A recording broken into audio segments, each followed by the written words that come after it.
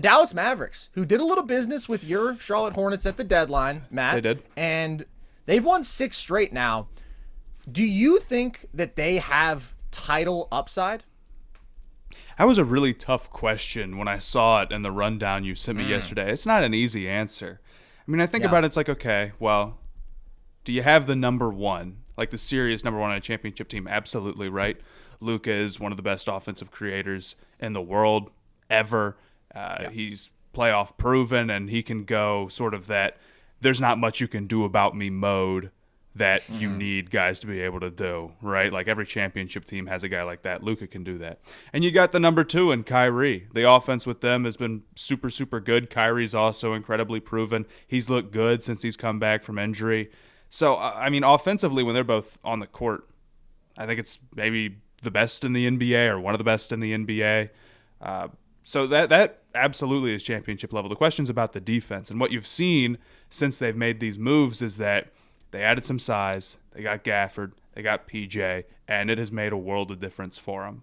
Now, it's a little bit questionable because a lot of the other guys are fighting to be par defenders, it feels like the Lukas and the Kyries of the world. And you got to question, like, how is that going to hold up in the playoffs? Our team's going to be able to just go at these guys and hopefully try to like space things out a little bit, and the interior help isn't there as much, and that's what ends up costing them?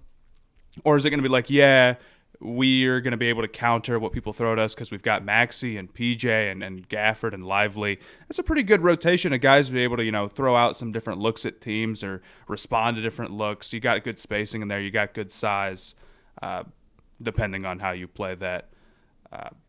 I think it's close enough where I could say, yeah, if the defense is even, 80% of what it's looked like recently, and the offense is as good as it's been, it wouldn't shock me if they were in the Western Conference Finals. And if you can get that far, it wouldn't shock me. I don't know. I'm going to lean, yes, I think it can be done. And maybe if not this year, they have ammo in the offseason, I think, to go out and try to make another move. So I think, yeah. I think the Dallas Mavericks really do have a title upside. And I think you're right, Matt. Like, this is really the best rotation and conglomerate of, players that they've ever had around, like, alongside Luka. And, like, you even look at the Western Conference Finals run. I mean, it's really Brunson, right? It's really Brunson and just guys playing up to adequate levels of defense and shooting. And when you look at everybody, the totality here, it's a lot better. They're 3-0 with Daniel Gafford. They have over 50 rebounds in the 3 games with Daniel Gafford. Without him, they were averaging 41.5. In the 3 games with Gafford, they're averaging 55 rebounds per game. Now, I think we need to mention, with that, there's a bit of a caveat. They've played the Spurs, the Wizards, and the Thunder. All 3 of those teams are very slight teams. So literally, I mean, towards the absolute bottom of the league. 29th in rebound rate is the Thunder, and 30th is the Wizards. But that's a real advantage that Dallas is going to have over slighter teams, over smaller teams in the front court. And that's something that's so huge about having Gafford, having Lively. It's super easy for hyper-athletic big men to fit in here alongside Luka and Kyrie, right? Both of these guys are great out of pick and roll, getting downhill. You have to respect them from everywhere on the court.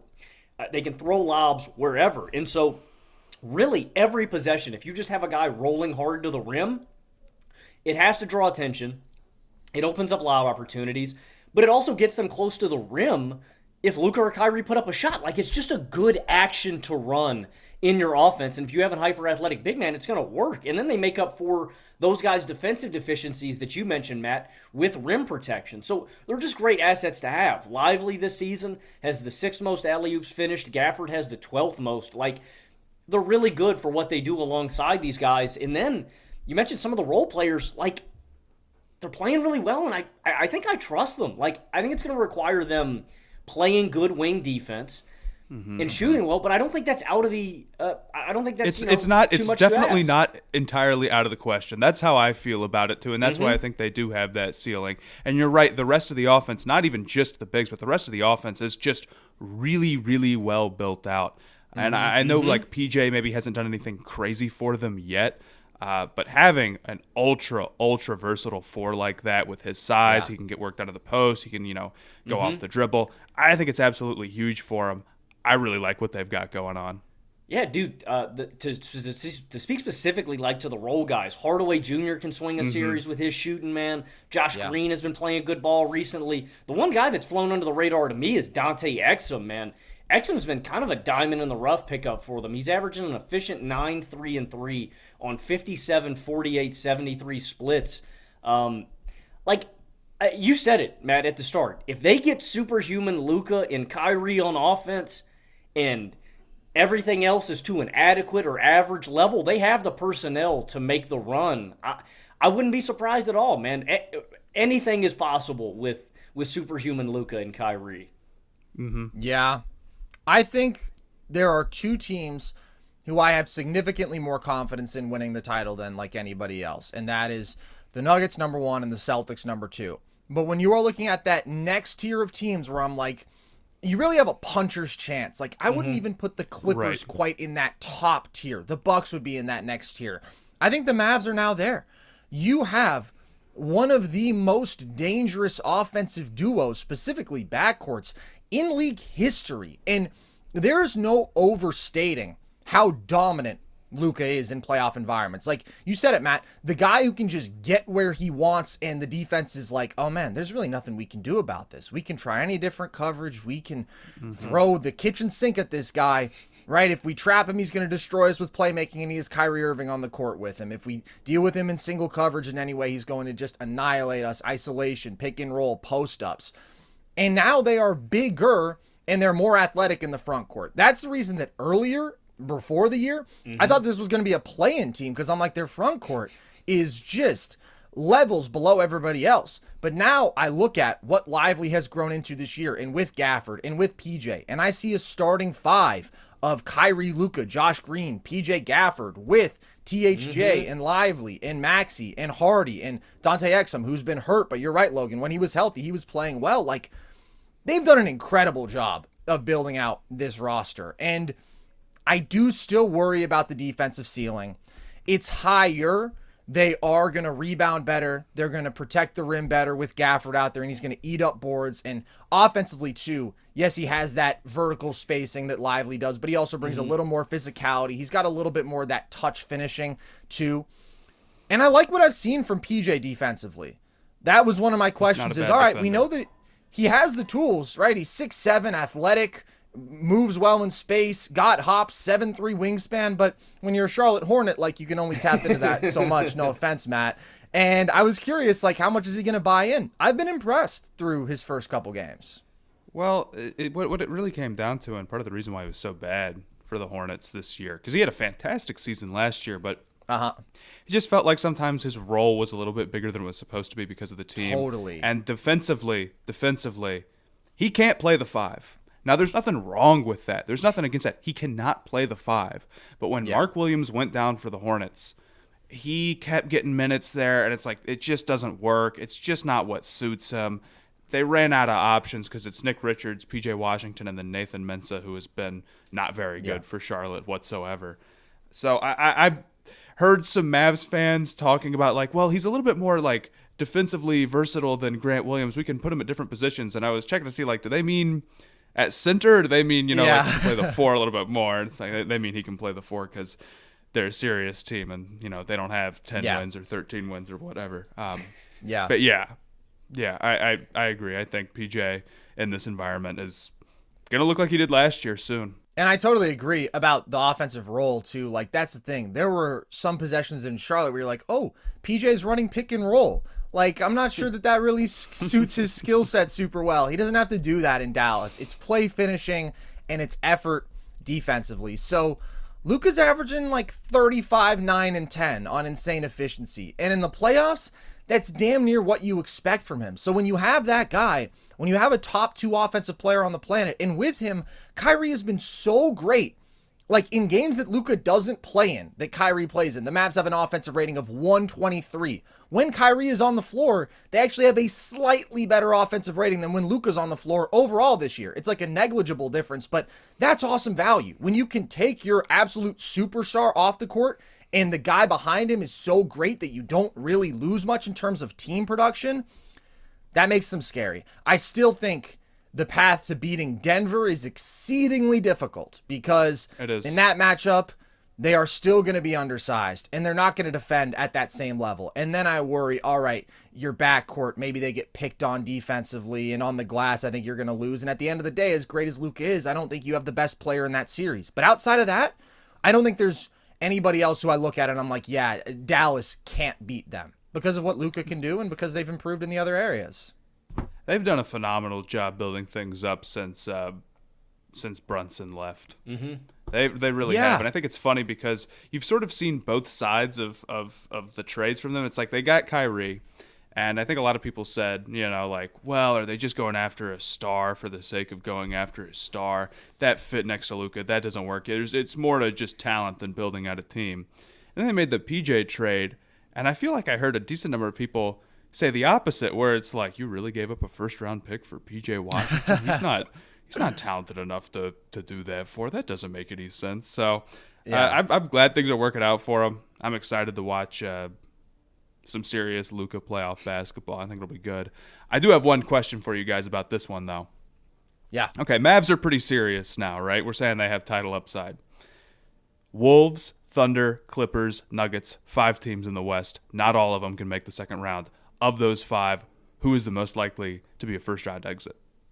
The most likely out of the 5 you gave? Mm-hmm. Probably Oklahoma City. I hate doing that to them, but slight-framed, inexperienced. I want to add one more thing about what you were saying about Kyrie, Matt, is I think it's actually deeper than that. I think the Kyrie trade was a desperation move to make sure that Luka didn't leave. Like, I think in retrospect, like, they needed somebody that was going to, like, not only, like, just talent-wise, they needed somebody who's like, hey, Luka, we're committed to you. We want you to stay here, because I think that if that ever broaches it, or if we get to a point where the Mavs are having real turmoil, where they are in the gutter, I mean, I think a Luka Jokic crossover collab, could be on the table. I don't know what that hypothetically looks like, but I think that was they obviously want to, and players have a lot of leverage. I don't know how it would happen either, and I 100% agree. The Kyrie stuff worked out so well because they got a player for such talent for so cheap. Like, it was the right swing to take. You needed to find the way to get some of that stuff back when you lose Brunson for nothing. That was the way to do it. Totally. I thought that the Brunson disaster was something that was going to set them back for years and years. I saw that. I'm like, well, teams just don't come back from that. Like, you just can't have that happen to you, right? Literally. You have to be able to hang on to that guy. And then I looked at the Kyrie trade and I was like, okay, yeah, it's good value for the caliber of pure basketball player he is, but now you're giving up all of your front court depth, all of the guys who were able to propel you to that Western Conference Finals run, because, yeah, you had the shot creation, but you needed the defense of a Dorian Finney-Smith on the wings. And you're giving up, like, the remaining draft assets you have. And I liked the basketball fit. I worried about the defensive backcourt, as I still do. But offensively, people were like, oh, it's 2 ball-dominant guards. No, man, Kyrie has played alongside a lot of other ball-dominant players. He's such a great spot-up shooter. He attacks quickly and efficiently, but then he can dictate offense when those guys are off the floor. I really liked that. I was just like, you have no other assets, and you still have these glaring weaknesses in your front court. And the value moves that they have made to fix those issues are incredible. I'm really impressed. And also, Kyrie hasn't done anything insane. And it hasn't been that long, but you're through most of a season. And yeah, he got hurt, and that's a concern. But he's healthy now, he's playing great, and he hasn't been like a locker room problem. So that's a win. And to answer your question, because I really like that, I think the Thunder are the most likely. And it comes down to what Logan said, in my opinion, too. I love OKC. I think that also the Gordon Hayward move is going to make them better because he'll eat up those Josh Giddey minutes. I think SGA is like a fringe top 5 player on the planet. I think I'd have him just outside, but I think he is going to do special things in this run. I love J-Dub. I love Chet. But it does come down to their slight. And when I think about the various matchups, Minnesota is going to be able to give everybody real troubles with their defense. And against any big physical team, they match up really well. And then I think they have enough of that star shot making in the half court. What I'm seeing from Dallas right now, it's they have the best player on the floor. And no, they're not a better defense than OKC, certainly. But in playoff environments, I think that they can kind of bully an OKC, right? Like Luka at 6'8", 230, whatever he is. I mean, he's a big dude. Lou Dort can do his damnedest, but when you consider then you have a more grown man like Gafford, I kind of like their upside in that matchup too. So I love OKC. I think that they're awesome, but it's shaping up to be a pretty strong West. Mm-hmm. It is. I'm really excited for it. I am. Who do you think is the odd team out of that group? Probably whoever matches up with the Nuggets in round 1. Very true. I didn't think about that until I asked you guys just a second ago. But if the Nuggets don't start taking the regular season like super seriously, then they're probably going to end up being like the 4 seed, and they almost certainly will play one of these teams. Mm-hmm. That's a good right? point. So a lot of it comes down to like the Thunder might be, in your opinion, like the weakest out of the 5, Very and good I point. agree. I really like them, but then if they go and play, I'm not going to name a certain team because I'm not starting that beef. If they go play, let's say a team that's not quite as strong, then maybe they can get it done. I hope so, dude, because I think Shea is so good and he's so fun to watch. A first round exit, no matter how good he played, I don't want to see those conversations. No. I don't want to see that discourse. Let him get to the second round and lose in 7 to whoever at least. Dude, Shea hate is the craziest thing in the world to me. Shea is amazing. Is there any reason to and he's believe so why it fun to won't watch. translate? You know, it's like I get the No like reason. playoff numbers. It's like, hey, come on, man. What about Let's be his real. game doesn't translate? Like, think about it. The most valuable thing you can do in those playoff settings is consistently get to your spots in and around the rim, but not be so specifically dependent on, oh man, I'm just a downhill athlete. I'm a Russell Westbrook or whatever. And if you build a wall, then I might struggle because I'm forcing finishes. I don't have that skilled shot making from floater range, from mid range to beat you. SGA is a guy who gets to his spots in the paint no matter what, but then can kill you with the turnarounds, can kill you with the step throughs, the touch shot making. Like, whatever you throw at him, he has a counter for. I think he's going to be amazing. But that's a good point that you make about the seeding. Like, the Thunder are going to be, in all likelihood, a top 2 seed. Well, they could be the 3 seed. I shouldn't say in all likelihood because the margins are slim. But they're not going to be in that 4 or 5 slot. They just play too hard in the regular season, and they're too good. So they might not have the most intimidating matchup, but who knows? That 6 seed could be the Mavs. That 6 seed could be the Lakers, who are tough. It could be the Suns, who are tough. Like, to me, they are the team that has the most playoff question marks compared to some of these other ones. But it's going to be fun, dude. It's going to be a bloodbath.